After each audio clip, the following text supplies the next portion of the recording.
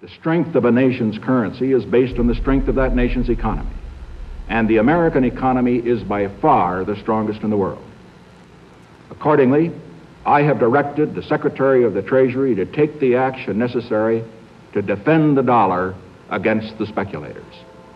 I have directed Secretary Connally to suspend temporarily the convertibility of the dollar into gold or other reserve assets, except in amounts and conditions determined to be in the interest of monetary stability and in the best interest of the United States.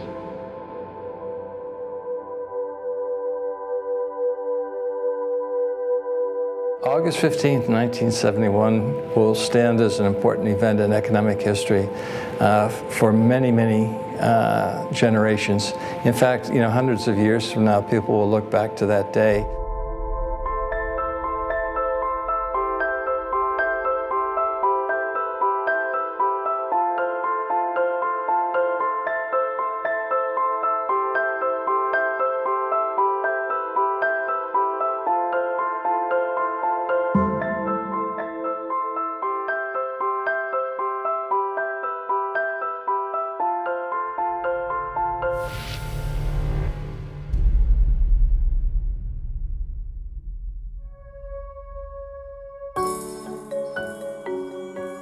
The sun rises today as it has a million times before. Commuters wake up and travel to their offices to begin the day's work. Farmers tend to their crops. Construction workers build new infrastructure. Today is a day like any other.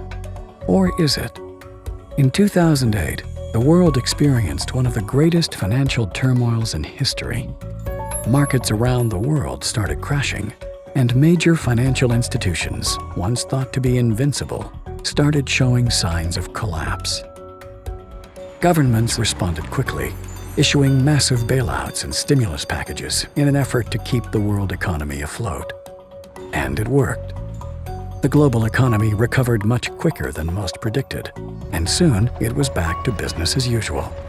And yet, something still isn't quite right. A growing sense of unease fills the population. In the world of finance, indeed, in all facets of modern life, cracks have started to appear. There's angst out there, and I think if you talk to people on the street today, they would tell you, I don't know what's causing all this, but this just doesn't feel normal to me. The government's running $1 trillion worth of deficit. Why isn't the economy improving? The government's going to spend almost $3.7 trillion.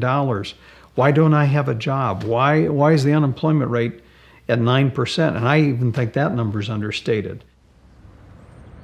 A lot of people are feeling unsure about the world today, concerned that something terrible is waiting in the wings. We're told that the global financial crisis of a few years ago has been fixed. But what if the crisis isn't the cause of the angst so many of us feel, but rather the symptom of a much deeper problem?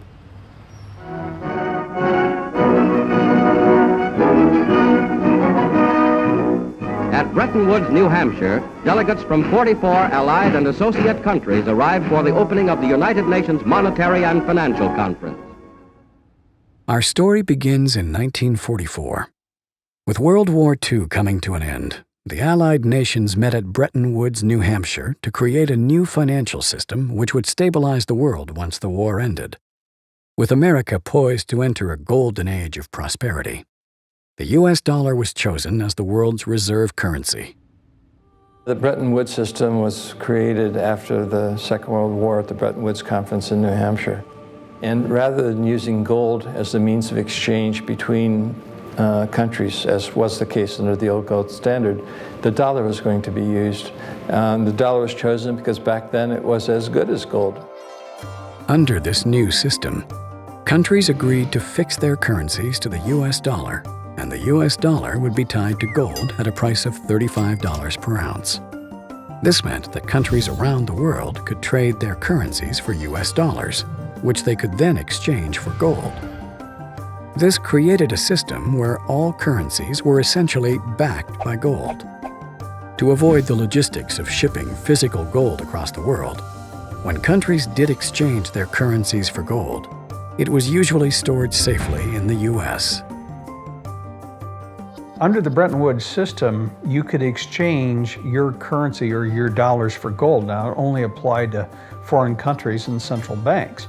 And we began to run budget deficits. We were running the Great Society program under Lyndon Johnson, and we were fighting a war in Vietnam. And all of a sudden, we were running these deficits, and countries were changing their dollars, and they said they wanted gold. And it began with the French, and then it started to spread.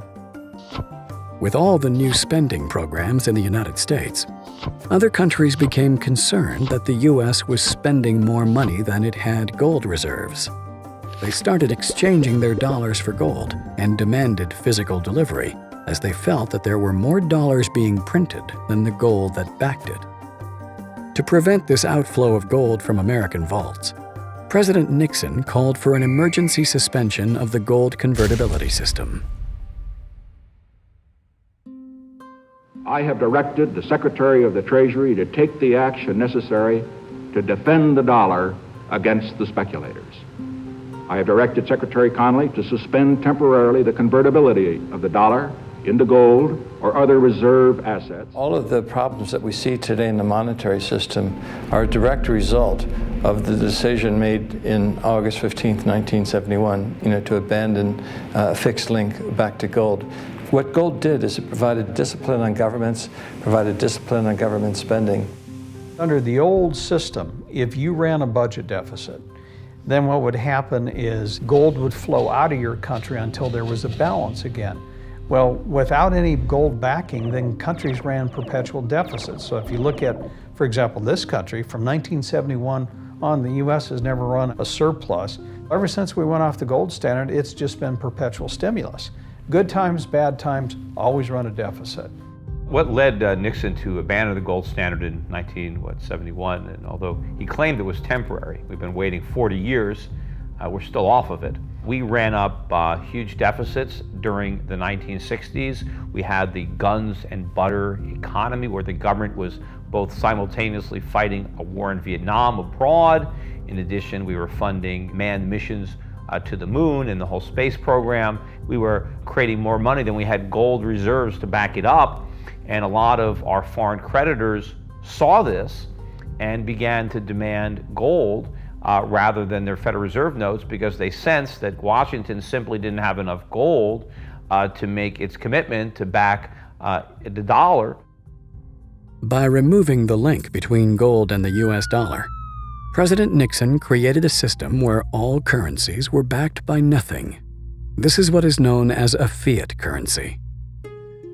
Fiat currency is currency that's backed by nothing except government promises. The word fiat is a Latin word, and it basically means currency that's circulating by force. If people have confidence in that currency, and if there's enough government force, that will enable the currency to circulate for a period of time until people lose confidence in the currency. There is no nation on this planet that currently uses money. We all use currency.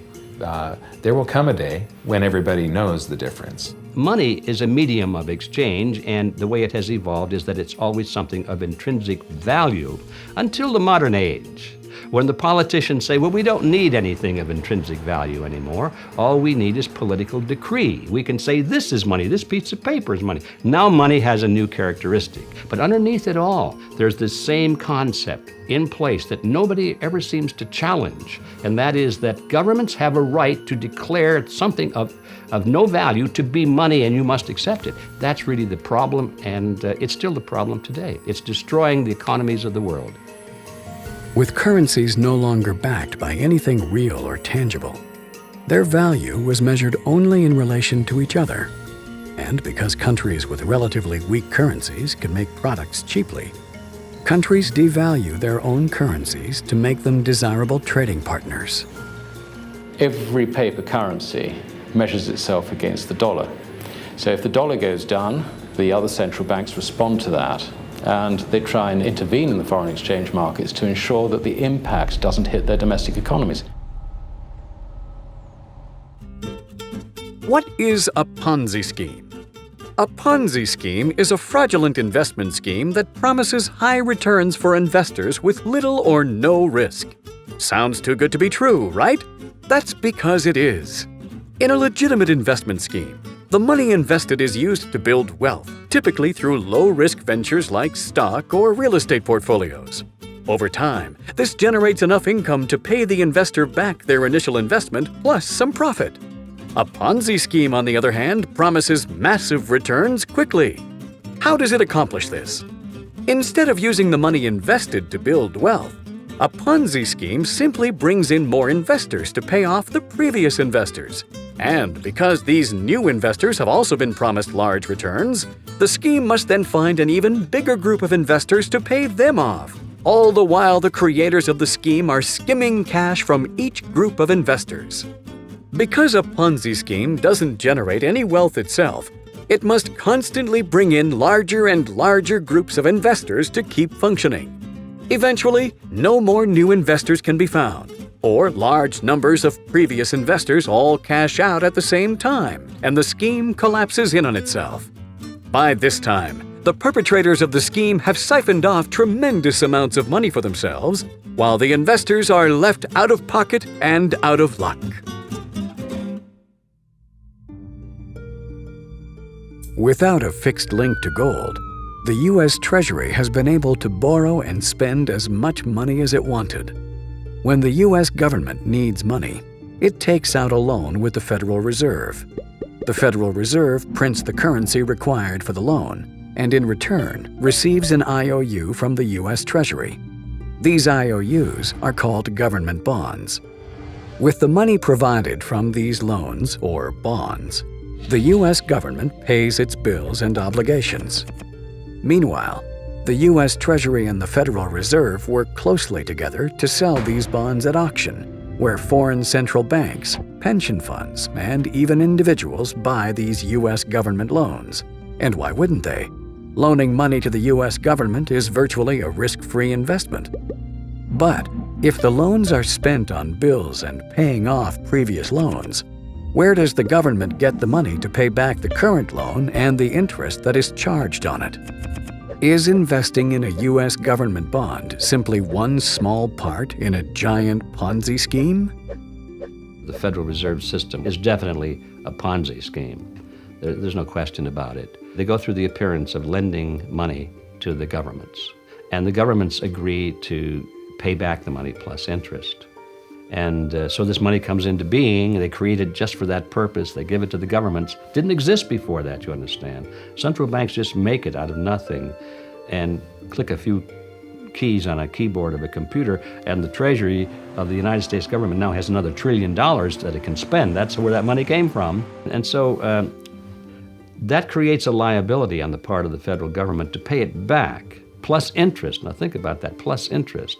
Well, when it comes time to pay it back plus the interest, they can't pay it back, and they certainly can't pay it back plus interest too. So what they do is they borrow more to cover the original loan plus the interest, and then by that time Congress wants more money anyway. So the debt just keeps going up and up and up and up.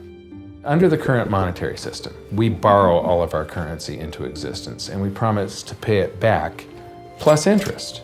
If you borrow the very first dollar into existence, and that's the only dollar that exists on the planet, but you promise to pay it back plus another dollar's worth of interest, where do you get the second dollar? The answer is you have to borrow that. It's a Ponzi scheme because you can never pay it off. It always requires that we go deeper into debt.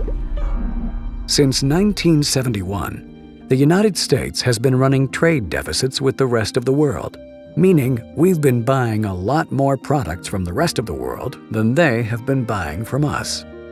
The Japanese and Koreans sell us cars and electronics. The Middle East sells us oil. And the Chinese sell us seemingly everything on our Walmart shelves.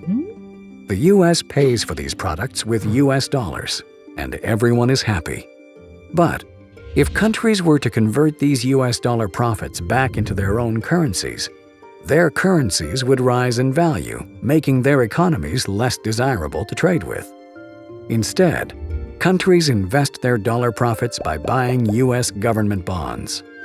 So countries around the world sell their goods to the U.S. in exchange for U.S. dollars, which have been borrowed through the Federal Reserve, creating IOUs. And countries then loan their U.S. dollar profits back to the U.S. by buying more IOUs. The money from these loans is spent on paying government expenses, as well as paying back previous IOUs. But in order to do this, larger and larger loans must be made in order to pay back the principal and the interest. By paying back old loans with new and larger loans, it would appear as if the entire world has been investing their hard-earned money into a Ponzi scheme of epic proportions. In this business of creating money for federal governments and national governments around the world, if they didn't keep creating new money in larger and larger amounts, the whole thing would crash, because that's where the money comes from to pay off the previous loans. It's the new loans. So that's why it's a Ponzi scheme. It's a classic Ponzi scheme. In order for the U.S. economy to function, we have to borrow more and more money from the rest of the world. And the more money they loan us today, the more money they have to loan us in the future. And if they ever stop loaning, the whole thing collapses and we can't pay them back. Every Friday night, Julia's job is to compare the grocery prices of our neighborhood stores for Saturday morning shopping. There are 5 big neighborhood markets within a couple of blocks of our house, and Julia spreads her shopping around, going where the prices are lowest and the quality best. Remember when a chocolate bar cost $0.25? When you could fill your car up for $5 and feed a family of 6 for $35 a week? Whatever happened to those days? Without anything tangible backing currencies, governments could borrow and print as much currency as it wanted. This has gradually led to the value of our currency being eroded. With the creation of all this money, that dilutes the value of all of the dollars that were out there before, so that the purchasing power of the dollar gets crowded down, and we used to be able to buy a gallon of gas for 31 cents. Now it's hitting around $5. The average guy in the street is affected by inflation because of the loss of purchasing power. And as a consequence, his standard of living is declining if he can't keep up with the inflation rate. In many measures of a standard of living, Americans today are actually worse off. You can take my grandparents. My grandmother never worked, despite the fact that my grandfather was a carpenter. And they had 8 children. Could a carpenter, somebody without even a high school diploma, just working in a blue-collar job, support a wife and 8 kids today? Not a chance. With inflation rising faster than incomes, people were forced into more and more drastic measures to maintain their standard of living. With each new day, the work of a family begins again. When we went off gold backing of the dollar, what used to happen prior to that is the husband went to work, the wife stayed at home, raised the family. Because of inflation in the 70s, the wife went to work. So now you had 2 incomes that were necessary to produce and buy the same goods and services. In the 90s, we stopped saving. The savings rate basically got down to 0 because people were spending. They couldn't save in order to buy the same goods and services. Then we got to the last decade. The wife was already working. The savings were down to 0. They borrowed money. And so we've gone from 2 earners getting rid of our savings rate to borrowing money to keep pace with inflation. The average person is now forced to borrow well beyond their means, getting themselves deeply into debt. At first, this was to maintain a nice standard of living, but slowly, it has become necessary just to survive. By printing so much currency and devaluing it so heavily, it would seem that governments are essentially levying a hidden tax on their people. Central banks try to say that 2% or 3% inflation is a good thing, and they make that a target. Well, it's still a tax. Why is 2% inflation or 3% inflation better for the country than no inflation? You'll be told, of course, that it's better than deflation, and you'll be told that people like to feel that their money or their jobs or their wages are going up by 2%, at least it's something. Well, in fact, that 2% is robbery, and what they get is going down by that amount. We are experiencing inflation these days. I mean, yeah, they say the CPI is up whatever it is, 2 or 3%. I mean, anybody who's alive knows that inflation is well beyond that, probably running double digits. The purchasing power of the average person has been deteriorating drastically. But in order to disguise this, governments have been skewing the figures in their reports to make it seem as if inflation is much lower than it really is. There is this curious distinction made, which most people don't understand, between core inflation and headline inflation. The core inflation is the basic 2% target, which doesn't matter. And the headline inflation is once you include all such of things like energy prices and sudden tax rises and the rest. Well, the inflation rate is skewed. They use all kinds of contrivances to make the inflation rate look lower than what it really is. If the U.S. government were using the same CPI model that they did when President Carter was in the White House in the late 1970s, the inflation rate today in the United States would be 9 or 10%. That's how badly the currency is being debased.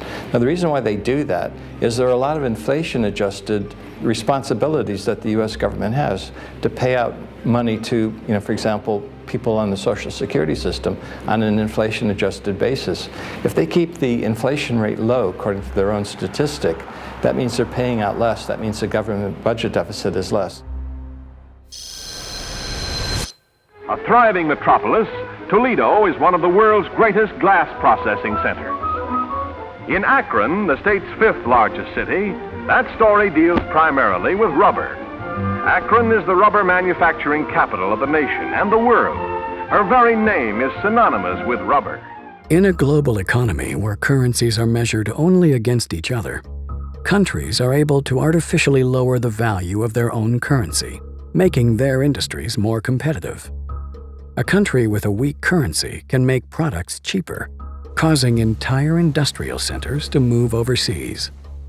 This effect has been seen countless times in cities around the world, some of which still haven't recovered from the loss of their industrial base. I think the guy on the street he's kind of frustrated. They go, gosh, I went to college, I don't have a job, I can't get a job, I spent all this money, I've got student loans, it's costing me more to live. The Fed is telling me there's no inflation, yet I go to the store and I see the price of milk going up, eggs, meat. I pull into a gas station, it's costing me more for gas. They don't really understand how all this affects them on a personal level. And that's why I think they're frustrated, because there isn't an educational system that explains that, look, when you print money, when you have nothing backing it, and when you debase it, you have all the side effects that you see. Higher inflation costs, corruption, cronyism, all the things that have been in headlines that we've seen over the last 4 or 5 years. The protest movements are an interesting phenomenon. A lot of people are terribly upset with Wall Street. They're upset with what's happening to their purchasing power. They're upset with the news that they hear of the fact that the executives of these giant banks are getting $1 million bonuses at the same time they're dipping into the pockets of the taxpayers to get all this bailout money. And so they're angry. Unfortunately, people are demonstrating against the crisis, the economic crisis, and yet at the same time they're demanding more welfare, they're demanding more medical benefits, they're demanding more state control and regulation of their lives, they're demanding more money being created and pumped into the society. They don't realize that those are the very things that have brought them onto the street in the first place in their anger. While the person on the street is struggling to get by, we're told that what we're experiencing is a typical recession. Why then does this current crisis feel different to previous economic recessions? This is far from typical. I think this is the end game. I think what we're experiencing now are the pains of the 40-year experiment in fiat currency coming to an end, and it is an absolute failure, not only for America, but for the entire world. Up until 2008, we've been borrowing more and more money to maintain our standard of living. Are we now at the point where we're maxed out and cannot take on any more new debt? What we're seeing today is deleveraging. at all levels of society. I mean, consumers are maxed out. Each succession that we had in the economy, when we went through this boom and bust period, we'd go through a bust, they would reinflate again, the economy would start up again, but we kept piling on levels of debt. And finally, we reached the point where you just can't pile any more debt. Banks are no longer willing to give out credit so freely, and many people are more concerned with paying off existing debt as opposed to taking on new debt. While this is prudent, sensible behavior, it's also a serious threat to the global economy. Having set itself up as a giant Ponzi scheme, the global economy is reliant on more and larger debt being issued to keep itself functioning. If you try to just live within your means and get by with just the amount of dollars that we have today, paying the interest on them collapses the currency supply. And so we continually have to borrow more units of currency into existence every month than we extinguish by paying off debt. The system as it's been presently structured is that they have to continue expanding the money supply, otherwise the system is going to die. Politicians and pundits talk about living within our means and paying down the debt. You can't do that without collapsing the entire economy. It would just vanish into this black hole. All the politicians are in a situation where if they don't come to the rescue, we could just have an overnight shutdown, which they can't ever imagine happening while they're in power. So there's always this wish to move it on and, kick, as you know, the expression, kick the can down the road, which is really what we're doing. But the problem is we've run out of road. You know, there is no place to kick the can anymore. We've got to deal with the can, and it's not simply a can, because every time we kicked it down the road, unfortunately, it got bigger. So now it's an enormous can, and you know, it's going to crush us. While the financial crisis of 2008 may have been the first death throes of the Ponzi scheme, governments around the world weren't about to sit back and let it fail. So they delayed the inevitable collapse, pushing it down the road by bailing out struggling financial institutions, buying toxic mortgages, and taking on debt on behalf of its citizens. In 2009 and 2010, what happened was the crisis was papered over through bailouts, guarantees, money printing, expansion of the money supply, et cetera. And governments can do that. I mean, don't underestimate the ability of governments to dictate results in the short run. But in the long run, none of the problems were solved. The bad debts are still there. The banks are still insolvent. The banks are not lending. The economy's not growing. So we haven't really solved anything. By buying their way out of these crises, by creating money out of nothing and flooding it into the economy and diluting the purchasing power, they're not really solving the problem. What they're doing is pushing it off a little bit into the future and making it worse. Now, do we keep going down this road? Do we print more money? I mean, the Fed balance sheet went from $800 billion to $3 trillion. Should it now go to $6 trillion? We had an $800 billion stimulus. Should we now have a $2 trillion stimulus? I mean, in theory, you could, but this is where people could lose faith entirely in the currency, and the currency could collapse. The Federal Reserve's money printing exercises may help prop up the economy in the short term, but what are the consequences of money printing on such a large scale? I think you're going to see a very rapid decline in the value of the dollar in a matter of days, whether it's 20%, 30%, 40%. A lot of people have been buying the dollar as a safe haven. You know, when they find out that there's no safety there, in fact, they need a safe haven from the dollar. I mean, right now the dollar is benefiting from the fear trade. Well, what if the fear trade is afraid of the dollar? Aside from causing an enormous amount of inflation, the Federal Reserve's reckless money printing exercises also run the very real risk of creating a worldwide loss of confidence in the US dollar. I think a currency crisis is highly likely, but it'll be very difficult to know exactly what will cause it and when. I think it'll be something unforeseen. It could be a natural disaster, it could be a political shock, it could be just a general loss of confidence. It could be something as simple as a treasury auction that goes bad, there's no buyers, and all of a sudden the interest rate starts to go up. Then the financial players, the big hedge funds, start to react to it, dumping dollars. Then all of a sudden you have foreign central banks that begin dumping dollars get me out. And when that happens, just like that. At some point, just like all Ponzi schemes, the participants wake up to the con, they don't want to participate anymore, and the whole thing implodes.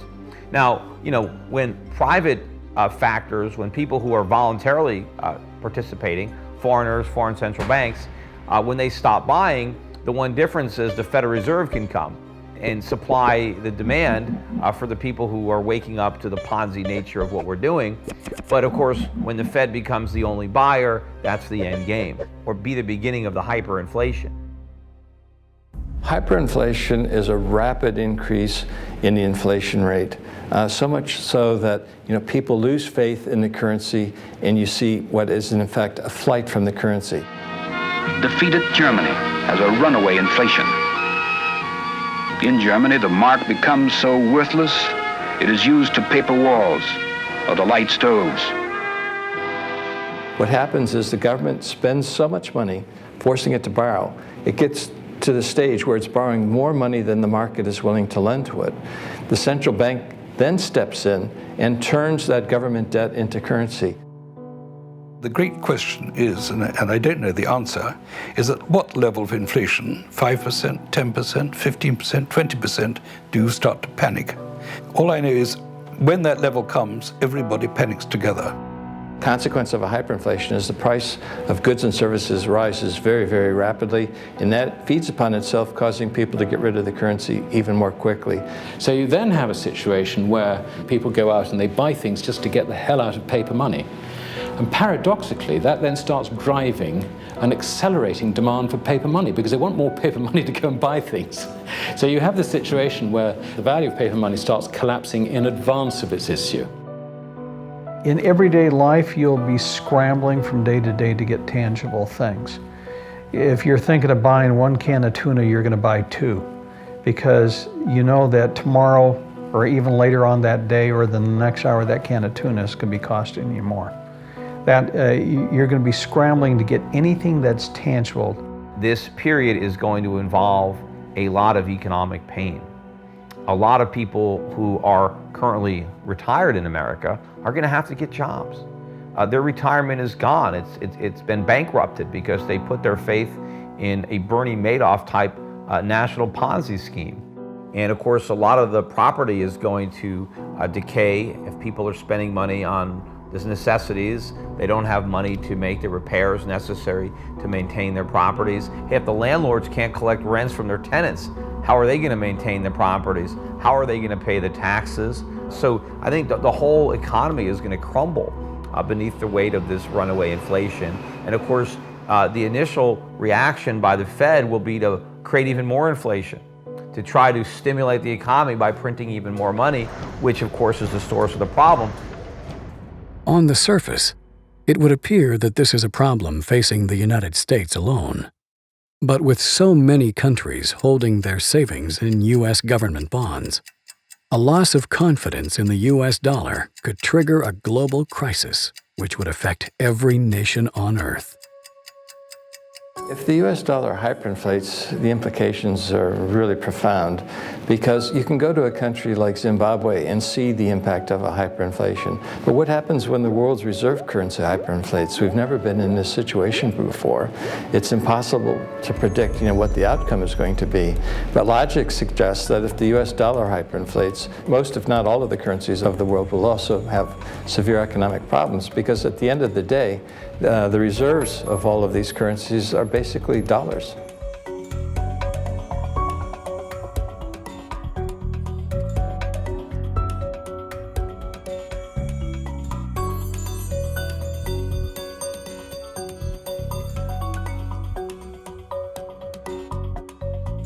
There have been dozens and dozens of currency collapses since the end of the Second World War, and they all result from the same thing, bad policies, bad management. And the U.S. right now is pursuing bad policies. Central bank is doing a bad job managing their currency. And as a consequence, it's inevitable that the dollar is going to collapse. It's on this road that I call the fiat currency graveyard. The markets, the private sector, however you like to decide it, people, they suddenly sort of move in a herd instinct, they suddenly sort of understand things. And this can happen overnight. I mean, it really can. So the timing of this is, I think, very difficult, if anything, impossible for us to say. But I would point out that there is the danger that, I use a metaphor, one morning we will wake up and find that we are in a very different world. It may not be one morning, it may be a week, a month, I don't know. But when it happens, I think it'll happen quite quickly, and we won't really be able to predict when. Hyperinflation may be one of several scenarios facing the world today.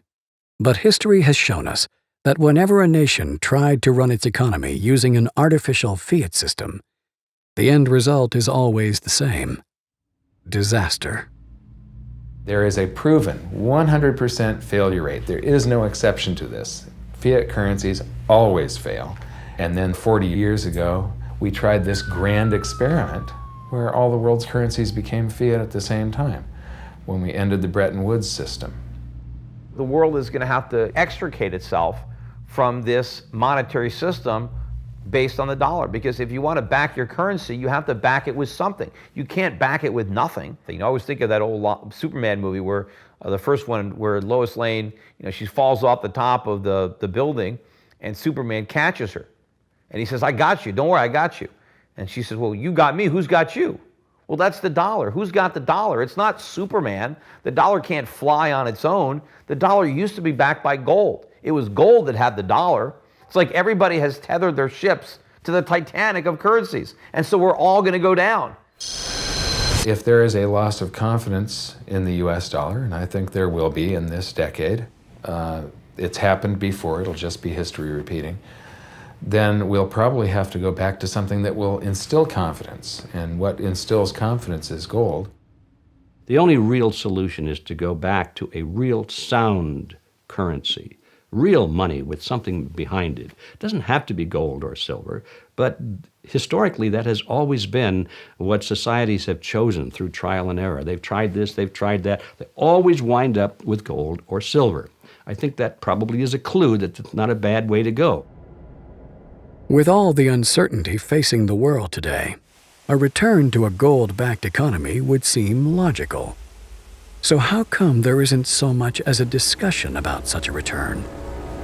The answer is as simple as it is alarming. The people at the top, the ones who have been benefiting from the current Ponzi system, don't want the ride to end.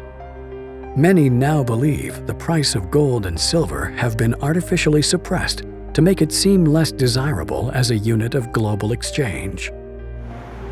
What governments try to do is to maintain a low gold price, because by doing that, it makes the dollar look worthy of being the world's reserve currency, when in fact we know the dollar is not worthy of that esteemed position because it's being so badly mismanaged by the United States.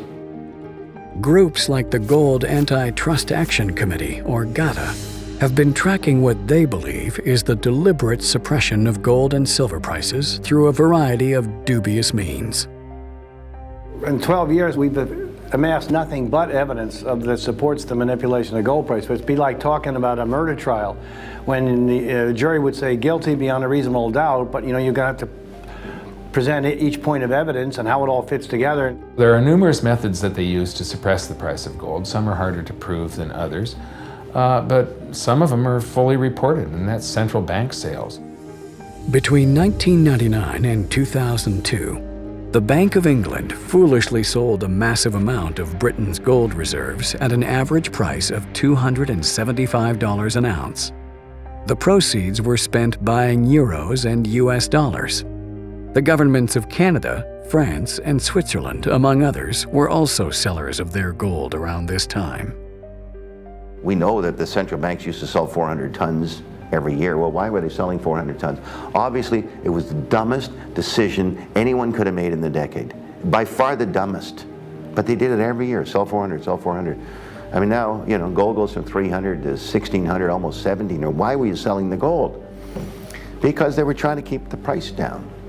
So it was a coordinated thing to keep everyone focused on believing in currencies. Alan Greenspan, in testimony to Congress, admitted that they were manipulating the price of gold when he said, "The world's central banks stand ready to lease gold in increasing quantities, meaning they were already doing it, should the price of gold rise, meaning the target was to suppress the price of gold. So they were already doing it, and their target was to suppress the price of gold. He admitted it in testimony to Congress. Although central banks are able to sell off their country's gold holdings legally, they may have also been suppressing the price of gold using some other rather questionable means. Some investigators believe that Western central banks have been loaning their country's gold to bullion banks. A bullion bank is an institution that sells gold with the intention of buying it back sometime in the future at a cheaper price. With the proceeds of this sale, these banks have been known to buy U.S. government bonds. While this isn't a problem in itself, central banks report the gold they have and the gold they've loaned to these bullion banks as one item. So while a central bank may claim it has a certain amount of gold in reserves, much of that gold may be on loan to a bullion bank, which may have sold the gold in exchange for government bonds. One means of intervention in the gold market is the lending of gold to so-called bullion banks, and they sell it in the market. This suppresses the price as if the central banks would sell it directly, but this lending does not appear in the book of the central banks. The U.S. Treasury a few years ago changed the way they account for gold, and they're accounting for some of their receivables and their inventory as one line item. So they're accounting for what they actually have and what people owe them as the same thing. And that is basically illegal accounting. It's fraudulent. But why work so hard to keep the price of gold and silver low? Why do healthy gold and silver prices threaten to collapse the Ponzi scheme? There's this competitive relationship between gold and national currencies because gold is the only competitor to a national currency. You know, gold is money, and these national currencies are money substitutes that circulate in place of gold. Fiat money gives the power to government. Real money keeps the power with the people. Because when you have real money, government is limited. It can only spend what it taxes. And the public will resist taxation. But if the government can simply print and borrow, there's a lot less resistance. And so it's a lot easier for the government to grow when it can promise something for nothing. And so that's what they do. And so gold is what protects the people from the reckless policies of government. Gold is the government's chaperone. The government wants to be able to do whatever it wants. Gold stands in its way. So yes, gold is an enemy of big government, but it's a friend of freedom. It's a protector of individuals from government. Gold's a competitor to the dollar. When it's going way up, it's a threat for inflation. It's a barometer of the well-being of the United States. Look at gold screaming now and the world's falling apart. So it calls attention to how bad things are. So the U.S. government has an interest, Wall Street, the politicians, to keep the price suppressed. Wall Street doesn't want you going down to a coin dealer buying gold and silver coins. They want to sell you paper. The government wants to sell you paper. So I would say it's the government and Wall Street. Gold in the hands of people is the way you control government. Governments cannot create money out of thin air. If it's gold, they can only create paper out of thin air. And if they can create paper out of thin air, they can use that paper to wage wars, or they can use that paper as a political contrivance to enrich their friends. And as a consequence, governments have been fighting gold all century long. Despite this desire to keep gold and silver down, the recent instability in the markets has seen the demand for gold and silver skyrocket. This in turn has exposed a deeper problem within the central banks.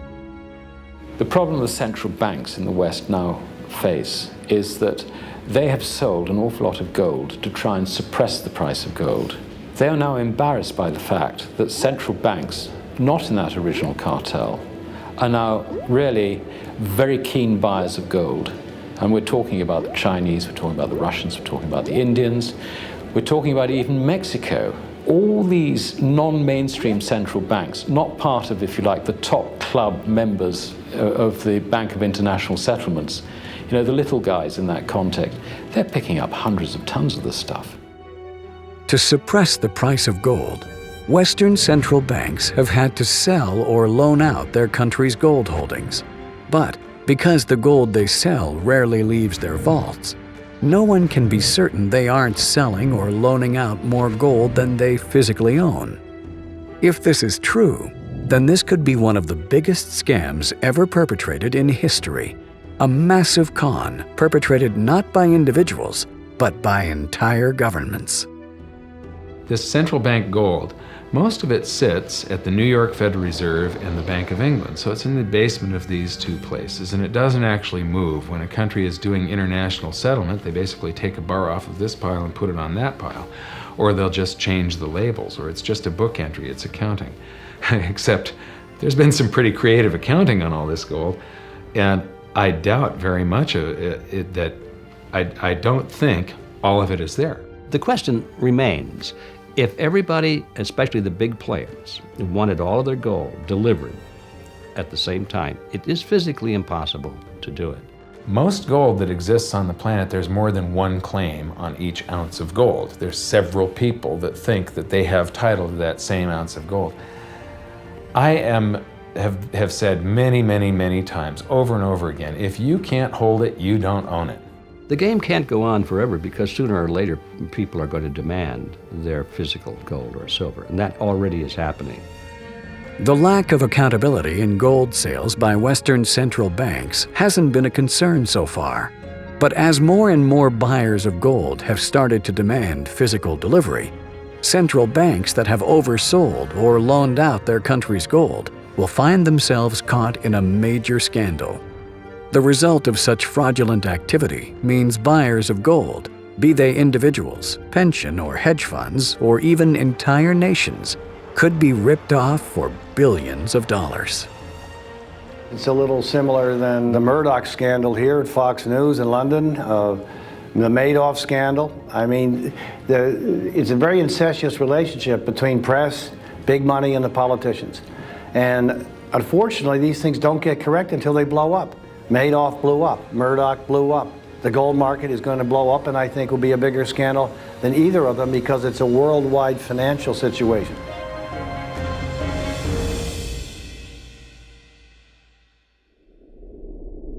The only trick that the politicians in power today know, and the central bankers, the only trick they know is to create more money out of nothing, to inflate the currency.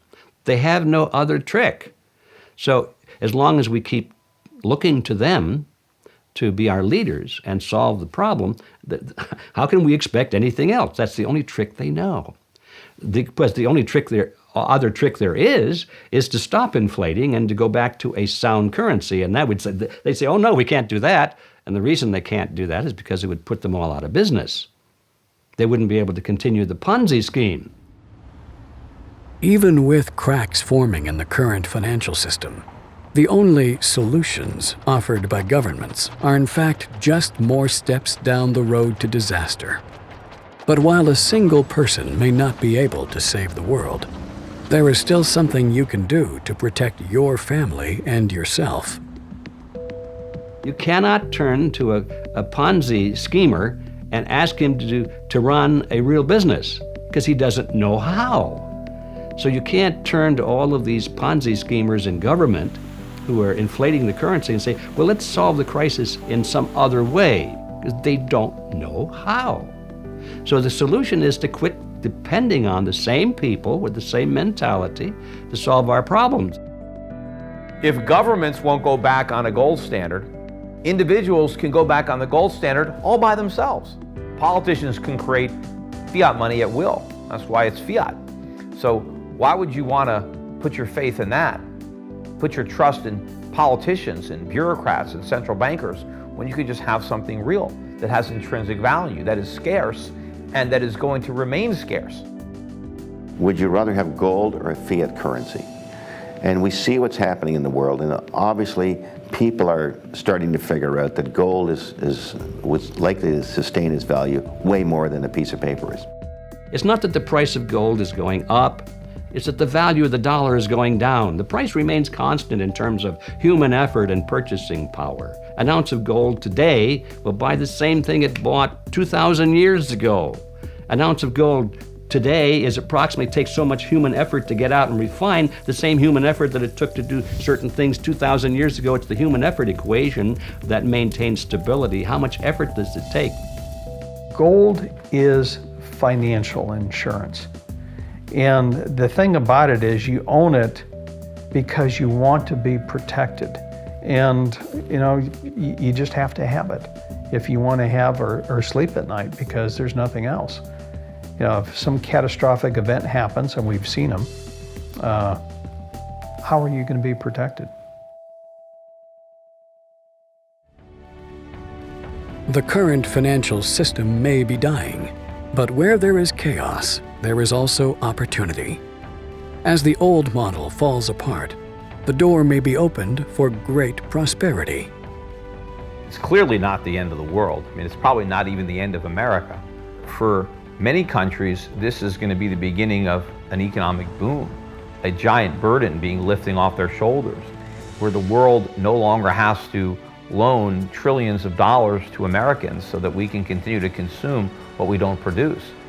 When this comes to an end, the world will benefit. So it is not something that we should fear. We should embrace it as a world. This is the greatest wealth transfer in history. If we have a global currency crisis, then you're going to see a greater wealth transfer than has ever happened in all of history. It's all going to happen at once.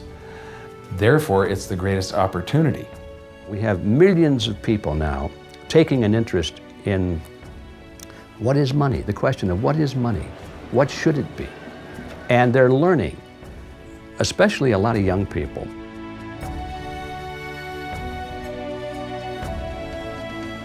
The sun will rise tomorrow, as it has a million times before.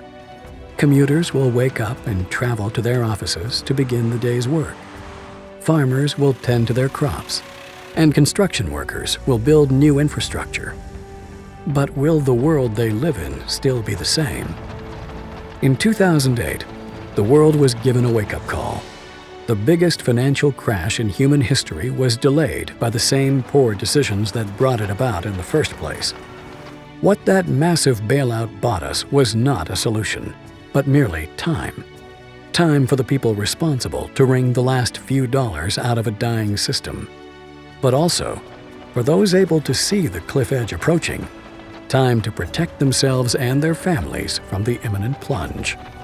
And in the end, that time may prove to be the most valuable commodity of all. There are these brief moments in history where the safe haven asset for the last 5,000 years simultaneously becomes the asset class that has the greatest single potential gains in purchasing power. We're in one of these cycles right now where money is the best investment. Get out of currency, buy money, and you're probably going to be able to buy a whole lot more stuff later. But the best thing that people can do of all is really to take on their own responsibility for getting financially educated. This is the most important thing. Don't let the banks and the brokerage houses and other people guide all of your decisions. Find out what's going on for yourself. Empower yourself.